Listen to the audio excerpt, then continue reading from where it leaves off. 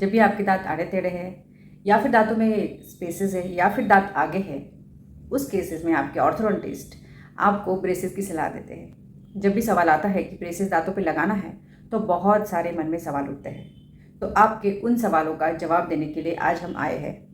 तो आपके मन में जो भी कॉमन सवाल आते हैं तो उन 15 सवालों का जवाब हम आज इस वीडियो में देने वाले हैं। तो उन सबको आज हम वन बाय वन देखेंगे। बहुत से लोग पूछते हैं कि क्या ब्रेसेस पेनफुल होता है। तो फ्रेंड्स देखिए, अभी पहले ज़माने में जो है ब्रेसेस जो है बहुत बड़े बड़े साइज़ के आते थे। उनकी डिज़ाइनिंग कुछ इस तरीके से रहती थी कि वो आपके गालों को या फिर लिप्स को बहुत ज़्यादा हर्ट करती थी, वो बहुत ज़्यादा चुभते थे। लेकिन अभी साइंस और टेक्नोलॉजी इतनी आगे बढ़ गई है और उन्होंने ब्रेसेस का शेप कुछ इस तरीके से बनाया है कि वो बहुत ज़्यादा कंफर्टेबल हो गए हैं। और तो और उन ब्रेसेस में जो हम वायर डालते हैं जिससे आपके दांतों को सीधा करते हैं, तो वायर्स हम ब्रेसेस में डालते हैं उनमें भी बहुत ज़्यादा एडवांस वायर्स अवेलेबल हैं। तो उन वायर्स के वजह से आपको जो पेन पहले होता था या डिस्कम्फर्ट पहले होता था वो अभी बिल्कुल भी नहीं होगा। उसमें बहुत ज़्यादा सुपर इलास्टिक्स वायर आई हुई है जिससे आपको ब्रेसेस के साथ में भी काफ़ी कंफर्टेबल रहेगा। दूसरा सवाल मन में काफ़ी लोगों के आता है कि क्या ब्रेसेस से मेरे दांत हिलने लगेंगे। तो जब भी हम ब्रेसेस लगाते हैं तो धीरे धीरे दांतों को करेक्ट किया जाता है। ब्रेसेस लगाते समय उन पे थोड़ा थोड़ा प्रेशर देके उनको या तो अंदर लिया जाता है या तो उनको सीधा किया जाता है। लेकिन जो भी प्रेशर हम डालते हैं वो काफ़ी कैलकुलेटेड रहता है, वो बहुत ऑप्टिमम रहता है। तो जिस वजह से आपके दांतों में मूवमेंट तो होगी, आपके दांत करेक्ट भी होंगे, लेकिन उसी साथ में हम ये भी ध्यान रखते हैं कि कहीं पे भी आपके दांत के रूट्स डैमेज ना हो, कहीं पे भी आपके दांत में मोबिलिटी ना हो। तो अगर आपको ये डर है कि ब्रेसेस से आपके दांत लूज़ होंगे तो ऐसा बिल्कुल भी नहीं है। आपके दांतों में करेक्शन होगा जो कि धीरे धीरे करके महीनों महीनों में थोड़ा थोड़ा दांत करेक्ट होते जाएगा, लेकिन आपके दांतों में मोबिलिटी नहीं आएगी, तो आपके दांत डैमेज नहीं होंगे या फिर आपके दांत के रूट्स भी डैमेज नहीं होंगे। कुछ लोग पूछते हैं कि ब्रेसेस से क्या मेरे दांतों पे परमानेंट दाग या धब्बे हो जाएंगे। अभी जब भी हम ब्रेसेस लगाते हैं तो एक टाइप का कंपोजिट रहता है, वो कंपोजिट से हम ब्रेसेस को दांतों पे चिपकाते हैं। तो जब भी ब्रेसेस लगते हैं तो हम आपको ये बताएंगे कि ब्रेसेस का जो है केयर किस तरीके से करनी चाहिए, क्योंकि दो दांतों के बीच में, दो ब्रेसेस के बीच में खाना फंसता रहेगा तो उस खाने को आपको साफ़ करना बहुत ज़रूरी है। अगर किसी कारण से वो खाना निकलता नहीं है तो हो सकता है कि धीरे धीरे आपके दांतों पे कुछ धब्बे आना शुरू हो जाए।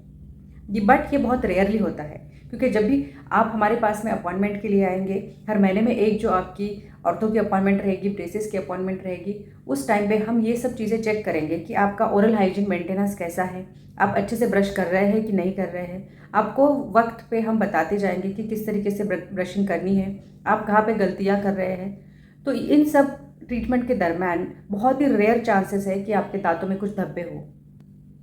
कभी एक आध बार ऐसे रहता है कि दांतों पर ब्रेसेस तो लगा लिए हैं लेकिन पेशेंट जो है बहुत रेगुलरली क्लिनिक में आता नहीं है, किसी ना किसी कारण से वो अगर अपनी अपॉइंटमेंट्स मिस कर रहा है और जो ब्रेसेस का ट्रीटमेंट 1 साल में होना चाहिए या 1.5 साल में होना चाहिए उसको 2 साल लग रहे हैं, 3 साल लग रहे हैं या उसके ऊपर लग रहे हैं। तो वैसे केसेस में भी ब्रेसेस के नीचे का जो पोर्शन है वहाँ पर थोड़ा बहुत कलर चेंज होने का चांसेस रहता है। बट अगर हम अच्छे से केयर करते हैं, अगर पेशेंट कोऑपरेटिव है, तो दांतों पे धब्बे लगना ये बहुत ही ज़्यादा रेयर कंडीशन है, तो उसकी पॉसिबिलिटी बहुत ही कम रहती है। बहुत से लोगों का ये सवाल रहता है कि कौन से एज में ब्रेस लगाया जाए। तो सबसे इम्पोर्टेंट ये रहता है कि जब भी दांत आड़े टेढ़े हैं तो उस केस में जितने जल्दी ब्रेसेस लगाया जाए उतना अच्छा होता है। जैसे कि अगर बच्चों में परमानेंट दांत मतलब पक्के दांत अभी आए हुए हैं, जैसे लड़कियों में परमानेंट दांत की उम्र होती है कम से कम 12 साल 13 साल, और लड़कों में परमानेंट दांत मतलब पक्के दांत कंप्लीटली आने की उम्र होती है 13 साल या 14 साल। तो बेस्ट एज होती है जब भी उनके परमानेंट दांत आ जाते हैं, मतलब जैसे 12 से 14 साल की उम्र या 15 साल की उम्र। इस एज में उनका जो बोन रहता है वो बहुत सॉफ्ट रहता है, दांत अभी आए हुए रहते हैं, अभी वो डेवलप हुए रहते हैं। इस वजह से उनको सीधा करना भी हमारे लिए काफ़ी ईजी रहता है और बोन भी सॉफ्ट रहता है, इसलिए बोन भी जो दांतों की नई पोजीशन है उसमें जल्दी अडेप्ट हो जाता है और हमको रेजिस्टेंस नहीं मिलता है। मतलब it is easy for us, हमारे लिए बहुत ईजी हो जाता है कि दांतों को हम सीधा कर रहे हैं और वो करेक्टेड पोजीशन को पकड़ के रख रहे हैं। जितना जितना एज बढ़ते जाता है, जितनी उम्र बढ़ती जाती है, आपका बोन जो है हार्ड होते जाता है, कड़क होते जाता है, तो हमारे लिए ट्रीटमेंट करना उतना ही मुश्किल हो जाता है। और दूसरी बात ये होती है कि हम ट्रीटमेंट कर भी लेते हैं, एडल्ट में ट्रीटमेंट उतने अच्छे से हो भी जाता है, लेकिन उसको टाइम बहुत ज़्यादा लगता है।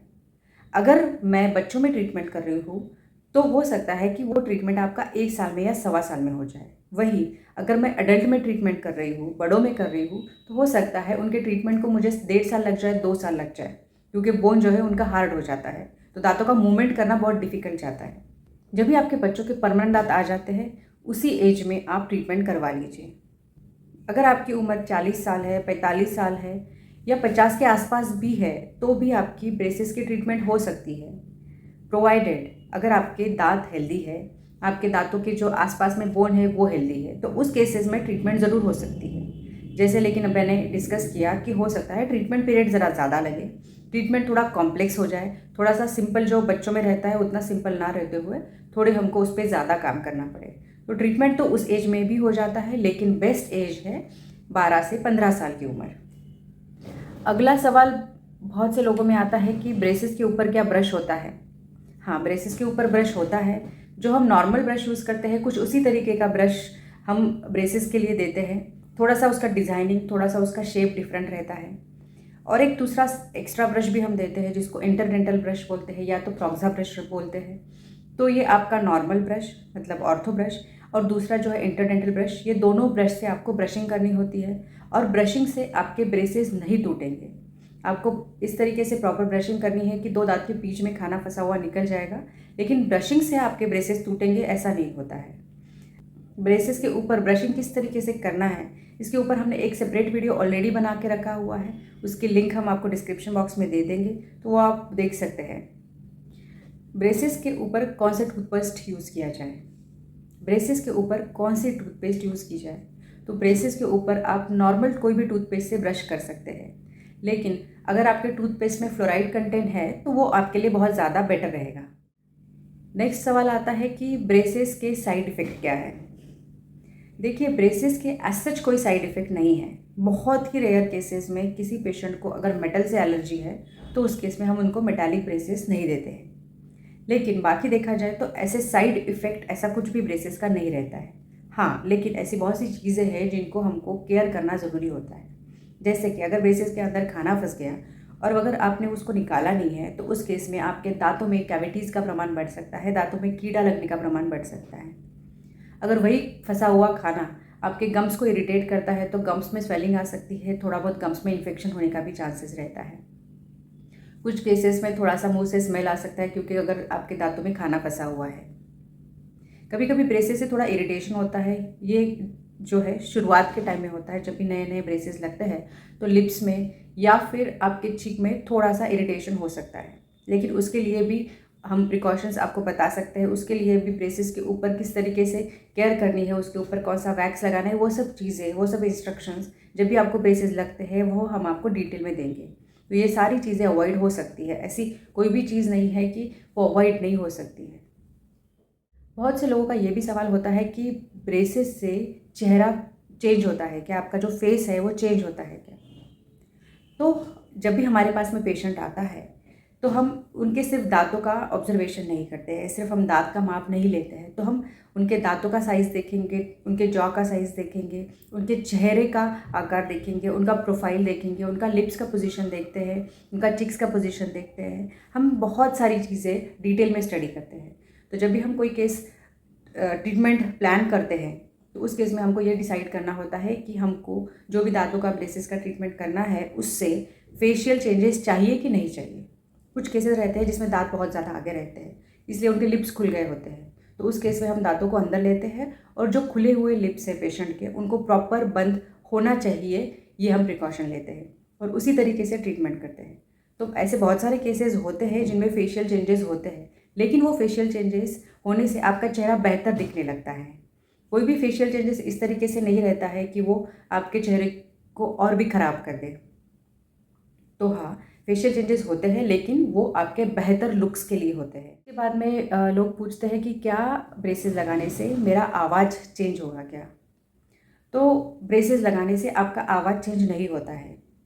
ब्रेसेस में कुछ बहुत रेयरली ऐसे क्लिप्स रहते हैं, जैसे कि टंग थर्स्ट क्लिप्स एक रहती है, उस टाइप के क्लिप से हो सकता है कि आपके प्रोनाउंसिएशंस या स्पीच में थोड़ा सा फ़र्क पड़े। लेकिन वो केसेस बहुत कम रहते हैं। और वैसे केसेस में अगर आपको क्लिप की ज़रूरत है तो वो हम आपको बता देंगे कि ये क्लिप आपको 5 महीने के लिए, 4 महीने के लिए पहननी पड़ेगी, और उससे थोड़ा बहुत आपका स्पीच शुरुआत में थोड़ा सा डिफ़िकल्ट जाएगा बात करने में। लेकिन अधिकतर केसेस में आपकी जो स्पीच है, आपकी जो बात करने का तरीका है, वो किसी तरीके से अफेक्ट ब्रेसेस से नहीं होगा। क्या ब्रेसेस लिप्स को चुभते हैं, ये भी बहुत से लोग पूछते हैं। तो ब्रेसेस जो है इस तरीके से बने हुए होते हैं, इस तरीके से उसकी डिज़ाइनिंग की होती है कि वो लिप्स को हर्ट नहीं होते हैं। लेकिन कुछ ब्रेसेस पे थोड़े से हुक्स रहते हैं जो कि हमको इलास्टिक लगाने के लिए काम में आते हैं, तो हुक्स कुछ लिप्स में थोड़ा सा हर्ट कर सकते हैं। बट जैसे हमने अभी डिस्कस किया कि हम आपको सारी प्रिकॉशंस बताएंगे कि जिससे आपको ब्रेसेस बिल्कुल भी हर्ट ना हो। हम बहुत सी ऐसी प्रोविजंस करेंगे कि वो जो हुक है आपके लिप्स को हर्ट ना हो। ब्रेसेस में टाइट करने के बाद में क्या दर्द होता है, ये भी सवाल है। तो ब्रेसेस टाइट करने के बाद में अगर आपका सिंपल ब्रेसेस है तो थोड़ा बहुत आपको डिस्कम्फर्ट ज़रूर हो सकता है। देखिए, अगर हम आपके दांतों को मूव कर रहे हैं तो इनिशियली थोड़ा बहुत आपको ज़रूर फील होगा, लेकिन वो जो डिस्कम्फर्ट लेवल है वो काफ़ी कम रहता है। रेयरली आपको एक आधा पेन किलर लेने की ज़रूरत पड़ सकती है। तो ये जो डिस्कम्फर्ट रहता है कुछ दिनों के लिए रहता है। हो सकता है 5 दिन, 6 दिन, 7 दिन, 8 दिन ये डिस्कम्फर्ट रहे, फिर धीरे धीरे जो है वो आपका डिस्कम्फर्ट लेवल निकल जाता है। लेकिन उन डिस्कम्फर्ट से या उससे आपको बहुत ही ज़्यादा दर्द है, आपको छुट्टी लेके घर पे बैठना पड़ रहा है, आप आपकी पढ़ाई नहीं कर पा रहे हो, आप ऑफिस नहीं जा पा रहे हो, ऐसे बहुत रेयरली होता है। और कुछ केसेस में अगर ऐसा कभी हो भी जाता है तो एक हाथ पेन किलर से भी आपका काम हो सकता है। तो वो 2 से 3 दिन जब भी आपके डेंटिस्ट ने, ऑर्थोडोंटिस्ट ने आपका टाइटनिंग किया है, आप थोड़ा सा सॉफ्ट खाना खाइए तो आपका डिस्कम्फर्ट लेवल काफ़ी कम हो जाएगा। दिन में कितनी बार ब्रश करना है ब्रेसेस के साथ में? अगर ब्रेसेस लगे हुए हैं तो दिन में कितनी बार ब्रश करना चाहिए, ये भी सवाल है। तो जब भी आप कुछ भी खाना खाते हैं तो आपके ब्रेसेस के अंदर वो फंस जाएगा। तो आप दिन में जितनी भी बार खाना खाते हैं, आइडियली आपको प्रोक्सा ब्रश या इंटरडेंटल ब्रश यूज़ करना चाहिए। 2 ब्रेसेस के बीच में ये ब्रश को हम यूज़ करते हैं और 2 दांतों के बीच में जो खाना फंसा हुआ है उनको आपको निकालना पड़ता है। बट वो टेक्निक बहुत ज़्यादा ईजी है। वो हार्डली 1 या 2 मिनट लेगा, जिससे 1 या 2 मिनट में आपके दांतों में खाना जो भी फंसा हुआ है वो तुरंत निकल जाएगा। तो जब भी आप कुछ खाते हैं उसके बाद में एटलीस्ट आपको प्रोक्सा ब्रश, मतलब छोटा जो ब्रश होता है, वो आपको यूज़ करना होता है। ब्रेसेस के साथ में कौन सा खाना आपको अवॉइड करना है? ब्रेसेस के साथ में आपको बहुत कड़क और बहुत चिकन चीज़ें अवॉइड करनी है। बहुत कड़क चीज़ मतलब जैसे चिक्की हो गई, या फिर जो भी बहुत कड़क होता है जैसे लड्डू हो गया, चकली हो गई, या anything which is very hard, आपको वो टोटली अवॉइड करनी है। Anything which is very sticky, जो भी चीज़ बहुत ज़्यादा स्टिकी होती है वो भी आपको टोटली अवॉइड करनी है। उसके बाद में आगे के दांत का उपयोग जो हम कुछ भी बाइट करने के लिए यूज़ करते हैं, जो भी कुछ तोड़ने के लिए यूज़ करते हैं, वो आपको बिल्कुल भी नहीं करना है। जो भी चीज़ होती है उसको पीसेस में ब्रेक करना है और आपको पीछे से खाना है।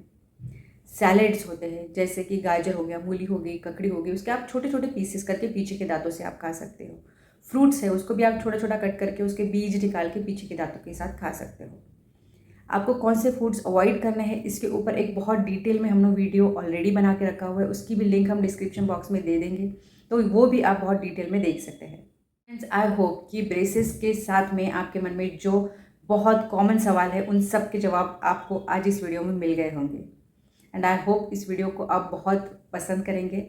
और अगर आपको ये वीडियो पसंद आए तो आपके फ्रेंड्स के साथ में ज़रूर शेयर कीजिए, इसको लाइक कीजिए और चैनल को सब्सक्राइब भी कीजिए। उसके साथ में ही बेल आइकन को ज़रूर प्रेस कीजिए ताकि ऐसे इन्फॉर्मेशन वाले वीडियो आप तक जल्दी से जल्दी पहुंच सके।